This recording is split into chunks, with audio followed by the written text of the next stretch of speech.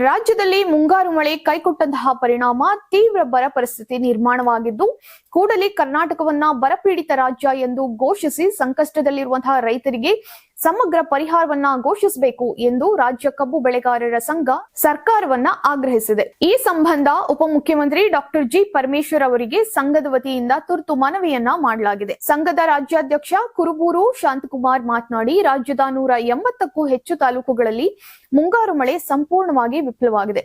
ಪ್ರಮುಖ ಜಲಾಶಯಗಳು ಬರಿದಾಗಿದ್ದು, ನಾಲೆಗಳ ಗೇಟ್ಗಳನ್ನ ಮುಚ್ಚಿರುವುದರಿಂದ ರೈತರಿಗೆ ಬಿತ್ತನೆ ಮಾಡಲು ಸಾಧ್ಯವಾಗ್ತಾ ಇಲ್ಲ.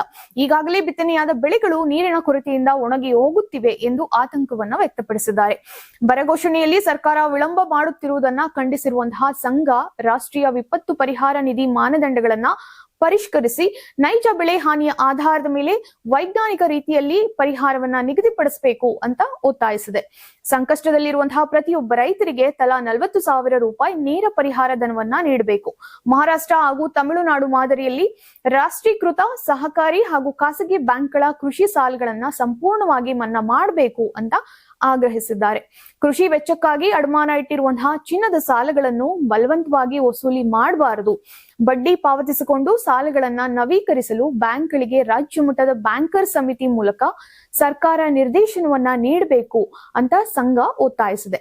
ರಾಜ್ಯದಲ್ಲಿ ಕುಡಿಯುವ ನೀರು ಹಾಗೂ ವಿದ್ಯುತ್ ಕೊರತೆ ತೀವ್ರವಾಗಿರುವಂತಹ ಹಿನ್ನೆಲೆಯಲ್ಲಿ ಈ ಬಾರಿಯ ಮೈಸೂರು ದಸರಾ ಮಹೋತ್ಸವವನ್ನ ಅದ್ದೂರಿಯಾಗಿ ನಡೆಸುವ ಬದಲು ಸಾಂಪ್ರದಾಯಿಕ ಹಾಗೂ ಸರಳವಾಗಿ ಆಚರಿಸಬೇಕು ಅಂತ ರಾಜ್ಯ ಕಬ್ಬು ಬೆಳೆಗಾರರ ಸಂಘ ಸರ್ಕಾರ ರಾಜ್ಯದಲ್ಲಿ ಕುಡಿಯುವ ನೀರು ಹಾಗೂ ವಿದ್ಯುತ್ ಕೊರತೆ ತೀವ್ರವಾಗಿರುವಂತಹ ಹಿನ್ನೆಲೆಯಲ್ಲಿ ಈ ಬಾರಿಯ ಮೈಸೂರು ದಸರಾ ಮಹೋತ್ಸವವನ್ನ ಅದ್ದೂರಿಯಾಗಿ ನಡೆಸುವ ಬದಲು ಸಾಂಪ್ರದಾಯಿಕ ಹಾಗೂ ಸರಳವಾಗಿ ಆಚರಿಸಬೇಕು ಅಂತ ರಾಜ್ಯ ಕಬ್ಬು ಬೆಳೆಗಾರರ ಸಂಘ ಸರ್ಕಾರಕ್ಕೆ ಸಲಹೆಯನ್ನ ನೀಡಿದೆ.